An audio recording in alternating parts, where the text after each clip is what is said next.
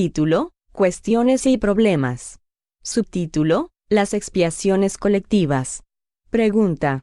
El espiritismo nos explica perfectamente la causa de los padecimientos individuales, que son la consecuencia inmediata de las faltas cometidas en la existencia presente, o una expiación del pasado, pero dado que cada uno solo es responsable de sus propias faltas, ¿cómo se explican satisfactoriamente las desgracias colectivas que afectan a las aglomeraciones de individuos, como sucede en ocasiones a toda una familia, a una ciudad, a una nación o a una raza, y que se abaten tanto sobre los buenos como sobre los malos, tanto sobre los inocentes como sobre los culpables? Respuesta. Las leyes que rigen el universo, sean físicas o morales, materiales o intelectuales, han sido descubiertas, analizadas y comprendidas a partir del estudio de la individualidad y de la familia hacia el de todo el conjunto, y se las ha generalizado gradualmente, comprobando la universalidad de los resultados. Lo mismo sucede hoy en relación con las leyes que el estudio del espiritismo os ha permitido conocer. Podéis aplicar, sin temor a equivocaciones, las leyes que rigen al individuo, a la familia, a la nación, a las razas, al conjunto de los habitantes de los mundos, los cuales constituyen individualidades colectivas. Existen las faltas del individuo, las de la familia, las de la nación, y cada una de ellas, sea cual fuere su carácter, se expía en virtud de la misma ley. El verdugo expía, en relación con su víctima, ya sea encontrándose con ella en el espacio, o viviendo en contacto con ella en una o en muchas existencias sucesivas, hasta que haya reparado todo el mal que practicó. Lo mismo sucede cuando se trata de crímenes cometidos solidariamente por un cierto número de personas. Las expiaciones son solidarias, lo que no suprime la expiación simultánea de las faltas individuales.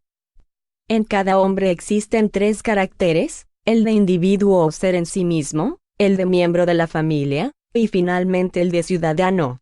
Bajo cada una de esas tres fases puede ser criminal o virtuoso, es decir, puede ser virtuoso como padre de familia, al mismo tiempo que criminal como ciudadano, y recíprocamente.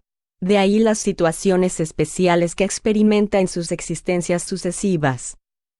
Así pues, salvo alguna excepción, podemos admitir como regla general que todos aquellos que en una existencia están reunidos por una tarea en común, ya han vivido juntos para trabajar con el mismo objetivo, y todavía se encontrarán reunidos en el futuro hasta que hayan alcanzado la meta, es decir, expiado su pasado o cumplido la misión que aceptaron. Gracias al espiritismo comprendéis ahora la justicia de las pruebas que no derivan de los actos de la vida presente, porque reconocéis que esas pruebas son el rescate de las deudas del pasado. ¿Por qué no habría de ser del mismo modo en relación con las pruebas colectivas? Alegáis que las desgracias de orden general alcanzan al inocente tanto como al culpable, pero, ¿no sabéis que el inocente de hoy puede haber sido el culpable de ayer? Si se ve afectado individualmente o en forma colectiva, es porque lo ha merecido. Además, como ya hemos dicho, están las faltas del individuo y las del ciudadano. La expiación de unas no exime de la expiación de las otras, dado que toda deuda debe ser pagada hasta la última moneda. Las virtudes de la vida privada difieren de las de la vida pública.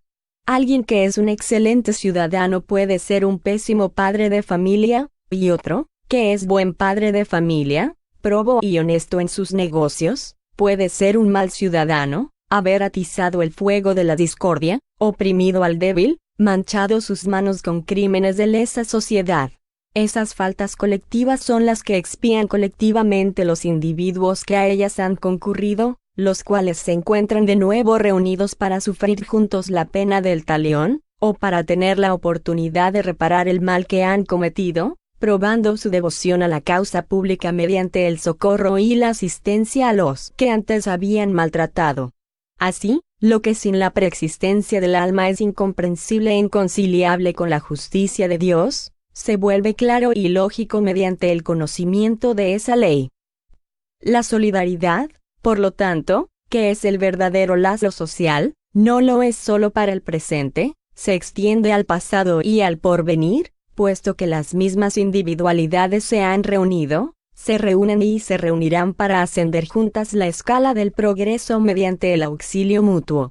Esto es lo que el espiritismo hace comprensible por medio de la equitativa ley de la reencarnación y de la continuidad de las relaciones entre los mismos seres. Clélie Duplantier. Observación. Aunque se corresponda con los conocidos principios de la responsabilidad por el pasado y de la continuidad de las relaciones entre los espíritus, esta comunicación encierra una idea que en cierto modo es nueva y de suma importancia. La distinción que establece entre la responsabilidad de las faltas individuales o colectivas, así como de las faltas de la vida privada y de la vida pública, explica ciertos hechos todavía poco comprendidos, y muestra de manera más precisa la solidaridad que existe entre los seres y entre las generaciones.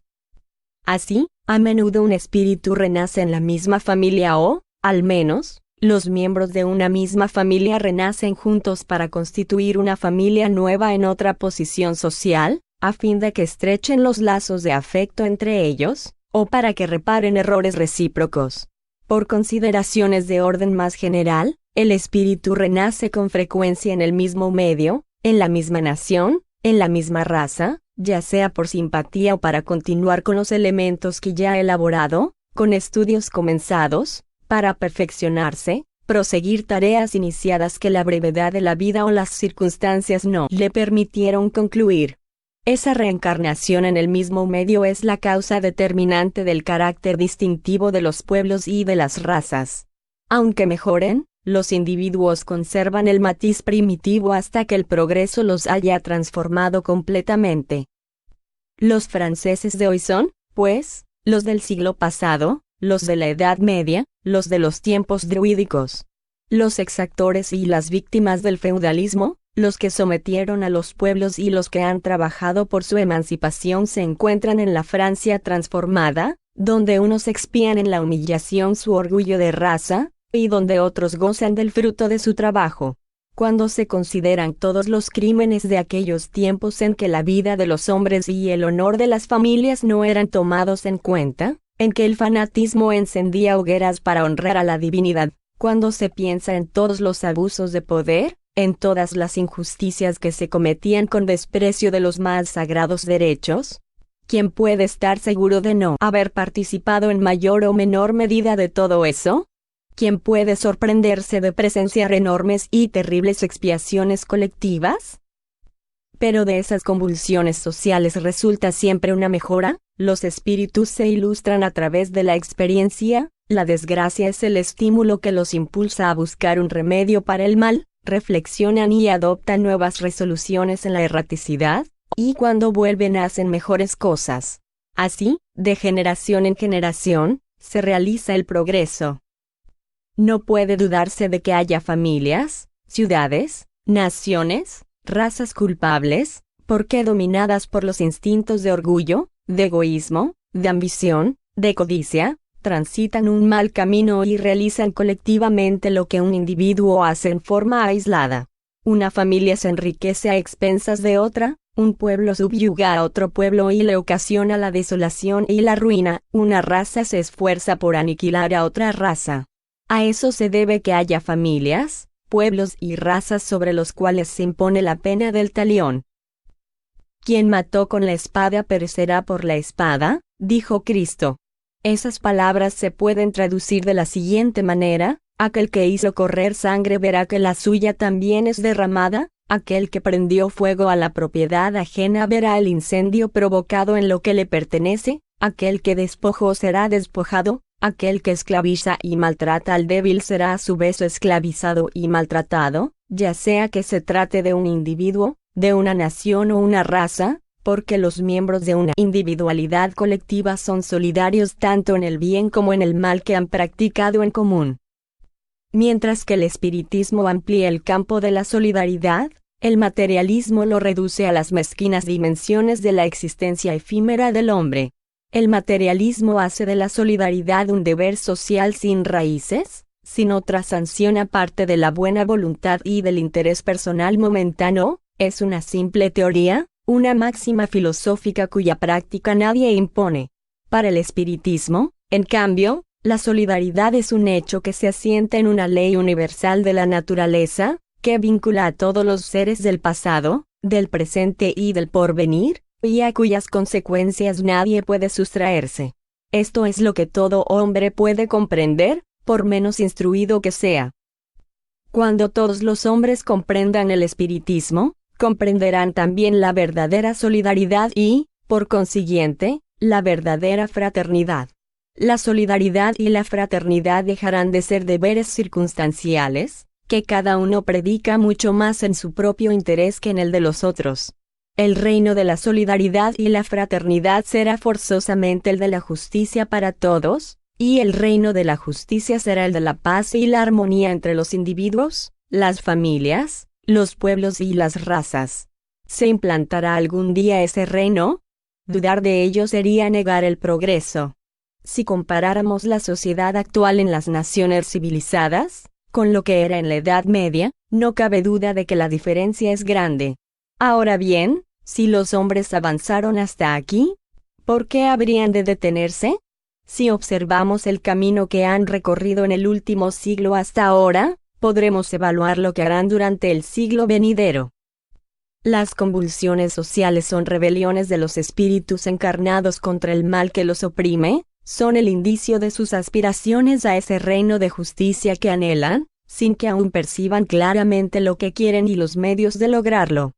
Por eso se mueven, se agitan, todo lo perturban a diestra y siniestra, crean sistemas, proponen soluciones más o menos utópicas, e incluso cometen muchas injusticias supuestamente por espíritu de justicia, con la esperanza de que de ese movimiento quizás salga algo.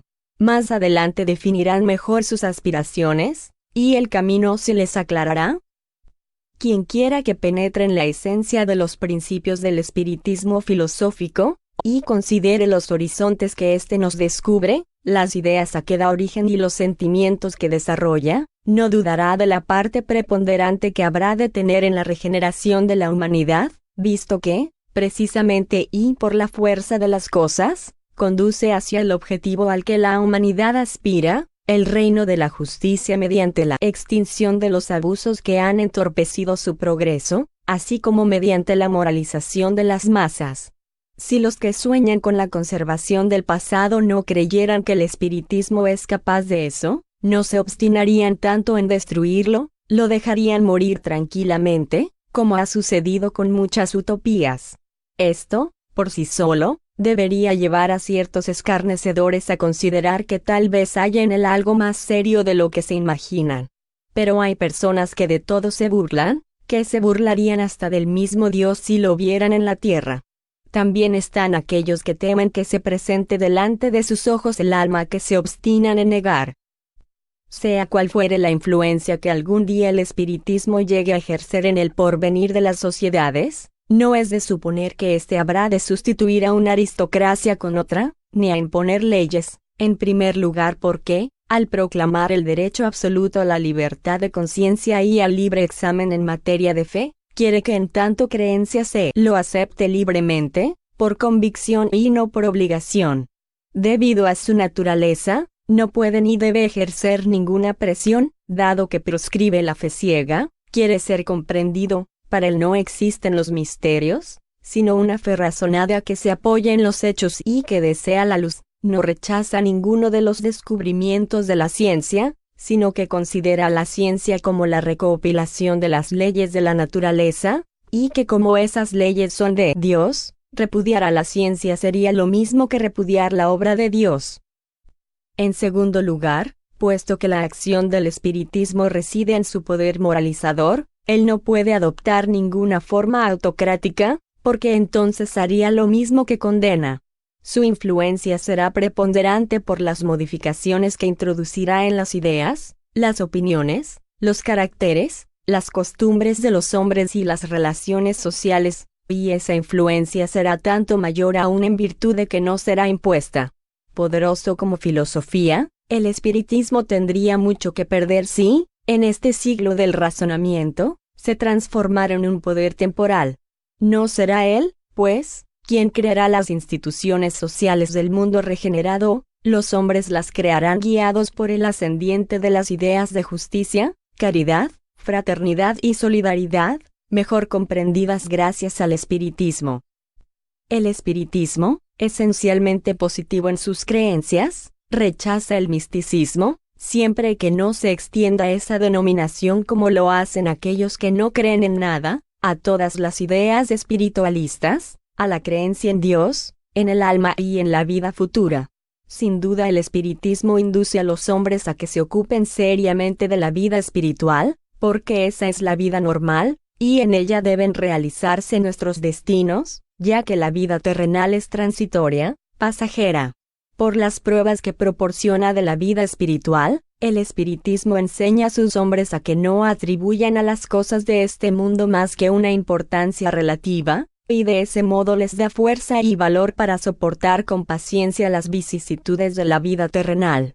Les enseña que al morir no dejan definitivamente este mundo, y que pueden volver a él a fin de perfeccionar su educación intelectual y moral, a menos que ya estén suficientemente adelantados para que merezcan pasar a un mundo mejor, que las actividades y los progresos que realicen aquí, o a cuya realización contribuyan, les serán provechosos y contribuirán a que mejore la posición que ocuparán en el futuro.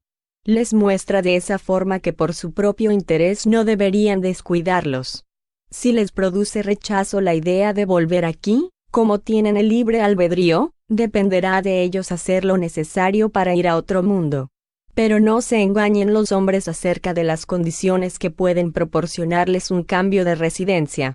No será por medio de algunas fórmulas expresadas en palabras o actos que habrán de conseguirlo, sino por efecto de una reforma sincera y radical de sus imperfecciones. Será preciso que se modifiquen, que se despojen de las malas pasiones, que conquisten día a día nuevas cualidades, que enseñen a todos por medio del ejemplo la línea de conducta que llevará solidariamente a todos los hombres a la felicidad, a través de la fraternidad, la tolerancia y el amor.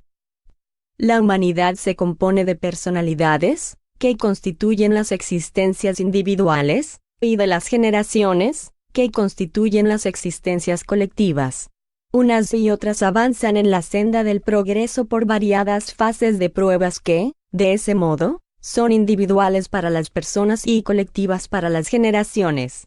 Del mismo modo que para el encarnado cada existencia es un paso hacia adelante, cada generación señala una etapa de progreso para el conjunto.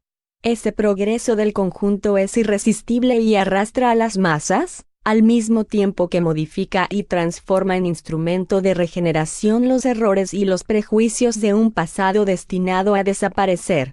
Ahora bien, como las generaciones están compuestas por los individuos que ya han vivido en las generaciones precedentes, se concluye de ahí que el progreso de aquellas es la resultante del progreso de los individuos.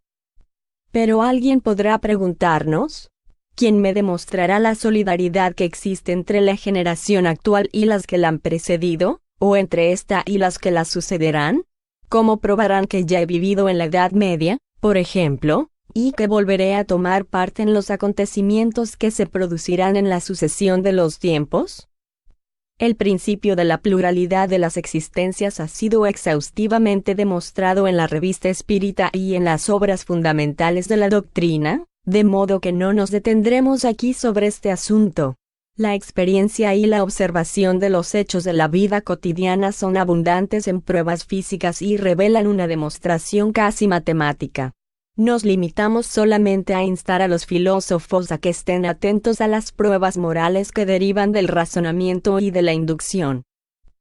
¿Será absolutamente necesario que veamos una cosa para creer en ella? Mediante la observación de los efectos, ¿no se puede obtener la certeza material de la causa? Además de la experimentación, la única senda legítima que se abre para esa investigación consiste en remontarse del efecto a la causa. La justicia nos ofrece un notable ejemplo de ese principio cuando se empeña en descubrir los indicios de los medios que han servido para perpetrar un crimen, así como las intenciones que agravan la culpabilidad del malhechor.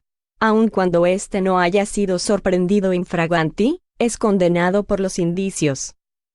La ciencia, que pretende transitar solamente el camino de la experiencia, sostiene todos los días principios que no son otra cosa más que inducciones de las causas a partir de la observación de los efectos. Por ejemplo, en geología se determina la edad de las montañas. ¿Acaso los geólogos han presenciado su eclosión? ¿Han visto formarse las capas de sedimento que determinan su antigüedad? Los conocimientos astronómicos, físicos y químicos permiten que se evalúe el peso de los planetas, su densidad, su volumen, la velocidad que los impulsa, la naturaleza de los elementos que los componen. No obstante, los científicos no han hecho experiencias directas, y tanto a la analogía como a la inducción debemos tan ventajosos como importantes descubrimientos. Los primeros hombres, basados en el testimonio de sus sentidos, sostenían que era el Sol el que giraba alrededor de la Tierra. Sin embargo, ese testimonio los engañaba y prevaleció la razón. Otro tanto sucederá con los principios preconizados por el espiritismo, a partir de que el hombre se disponga a estudiarlos sin prevenciones. Entonces, la humanidad ingresará realmente y en forma rápida en una era de progreso y regeneración, porque al no sentirse aislados entre dos abismos, lo desconocido del pasado y la incertidumbre del porvenir, los individuos trabajarán con ardor en el perfeccionamiento y la multiplicación de los elementos de la felicidad que son obra suya, porque reconocerán que no se debe a la casualidad la posición que ocupan en el mundo, y que ellos mismos disfrutarán, en el porvenir y en mejores condiciones, del fruto de su trabajo y sus desvelos. Finalmente, el espiritismo les enseñará que si las faltas cometidas colectivamente son expiadas de manera solidaria, los progresos realizados en común también son solidarios, y en virtud de ese principio desaparecerán las disensiones de razas, de familias y de individuos, de modo que la humanidad, superando los primeros pasos infantiles, avanzará rápida y virilmente hacia la conquista de sus verdaderos destinos.